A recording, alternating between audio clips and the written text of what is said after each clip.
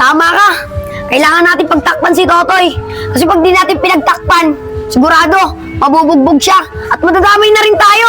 Natatangin niyang kagandahan, ngunit sa kanyang formahan ako ay nag-alinlangan. Ang pula ng kanyang labi, ang tangos pa ng ilong. Laging jersey ang suot, naka-clipboard pang maong. Flawless ang kanyang puti sa hubog ng katawan. At pag siya ay dumaan, Ano pang hinihintay natin dito? Tara na, umalis na tayo. Baka mabutan pa tayo eh. Tara. Saan kayo pupunta? Naku, yari. Ikaw pala, Iya. Kailan ka pa nakauwi? Kahapon lang. Tsaka ba't ganyan yung mga mukha nyo? Parang takot na takot kayo. Siya nga pala, ba't kulang kayo? Nasaan si Totoy? Hindi ah. Di kami natatakot. Si Totoy ba? Si Totoy. May pinuntahan lang. At saan naman siya nagpunta? Teka lang, Tol. Yan. Ano sabihin natin? Sigurado ko, mabubog tayo pag sinungaling tayo. Hindi ko rin alam eh. Pag sinabi naman natin yung totoo, bububog si Totoy. Pag sinungaling na lang tayo. Ano? Matagal pa ba yan? Asan si Totoy? At kapag nagsinungaling kayo, alam niyo naman siguro kung anong mangyayari sa inyo. Iya, si Totoy kasi may dinedate. Ganda ka sa akin, Totoy. Ilang araw pa lang tayo nagkahiwalay. Pinagpalit mo agad ako. Ganda ka talaga sa akin pag nakita kita. Di siya nakatira. Ibahay ni Rosalie yan eh. Kano-ano niya yun?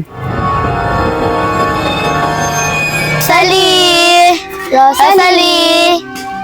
In love sa akin si Totoy. Dahil sa kagandahan ko. Ang swerte ko talaga kasi sa akin napunta tong blusang itim na to.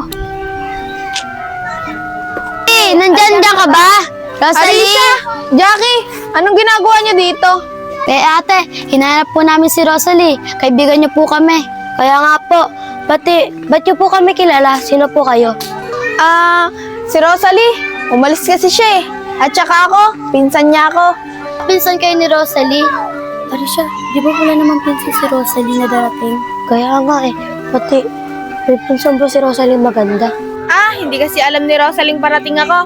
Kaya kung may sasabihin kayo, sabihin niyo na lang sa akin. Ako na lang magsasabi sa kanya. Sige po ate, pakisabi na lang po kay Rosalie. Pumunta kami dito, tinahanap namin siya. Tara na Jackie, umalis na tayo dito. Tara na. Naku, paano ko sasabihin sa kanilang ako si Rosalie? Bahala na nga, makapagpalit na nga lang.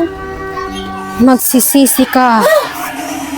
Ang kagandahan ay may kapalit na kapangitan yan. Aakitin ka lang yan hanggang sa huli. Di ko po kayo maintindihan eh. At saka po ano po ba yung sinasabi nyo? Ba't ganyan yung itsura nyo? Yung blusang itim na yan, may kapalit na sumpa yan. Kaya tanggalin mo na yan at sunugin dahil hindi yan ang tunay mong itsura. Sino po ba talaga kayo? Tsaka ba't nyo po alam na gumaganda lang ako pag suot ko tong blusang itim na to? Ako ang unang may-ari ng blusang yan. Kaya hanggat maaga, alisin mo na yan. Simula nung kunin ko yan, naging sakim ako sa kagandahan. At nawala ang pamilya ko nang dahil dyan. Kaya sunugin mo na yan. Umalis ka na! Di ako naniniwala sa'yo. At saka kung malas tong blusang itim na to, ba't ako nagugustuhan ng taong gusto ko? At saka dahil dito, sunerte ako. Nagugustuhan na ako ng mga tao, kaya hindi ko to susunugin. Bahala ka. Magsisisi ka. Bahala nga po kayo! Yan na nga po kayo! Akala niya talaga maniniwala ko sa kanya. Gusto niya lang tong kuning blusang itim na to para siya yung gumanda. Oh! Asa na siya? Kakatakot naman yung babaeng yun.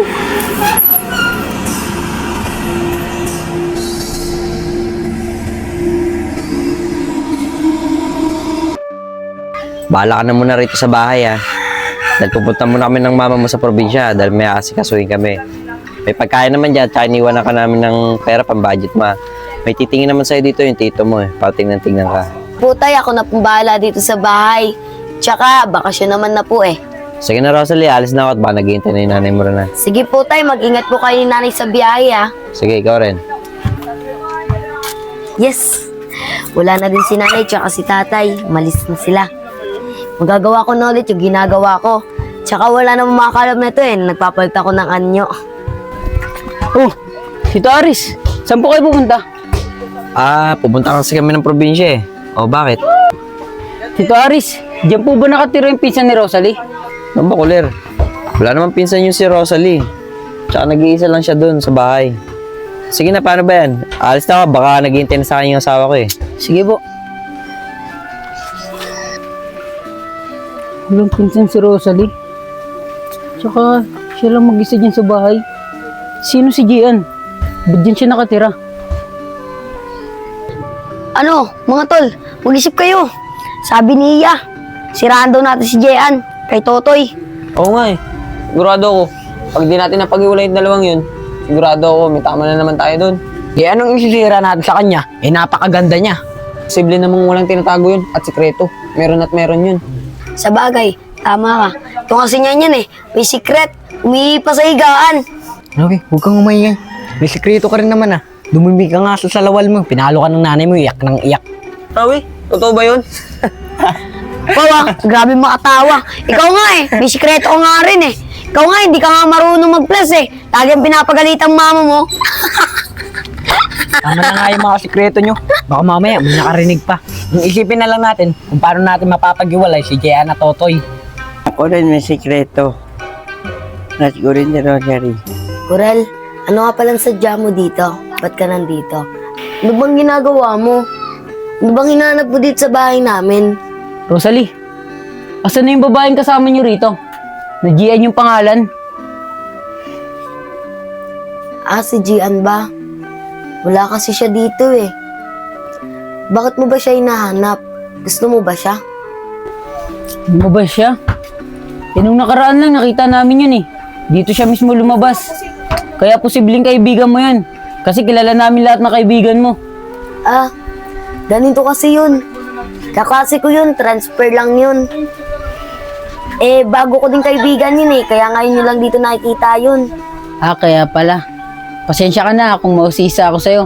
Ilang araw na kasi kitang di nakikita eh. Namimiss lang kita. Ano sabi mo? Pakiulit nga. Wala. Huwag mo na akong pansinin. Sige na, alis na ako ha. Rosalie, pag ginasar ka ulit ni Totoy huwag ka mayang lumapit sa akin. Nandito lang ako. Handang ipagtanggol ka. Kung kaya ikaw aking inibig, yan ay kusang nadama at di ko pinili. Bakit ba napakabait niya sa akin? Ayoko naman umasa na gusto niya ako sa pangit kong to. Yan. Paano natin hahanapin yung bahay ng babaeng yan? Hindi nga natin alam. Basta, dito lang sila pumasok eh. Hanapin na lang natin. Bilhin, Andre. Huwag kayo maingay.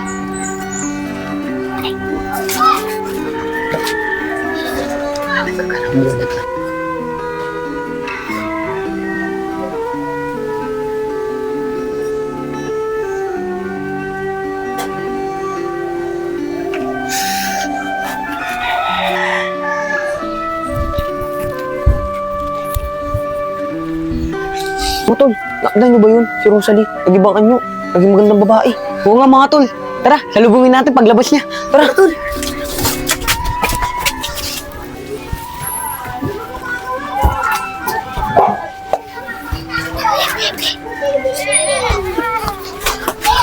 Wait, teka lang. Oh, Rosalie?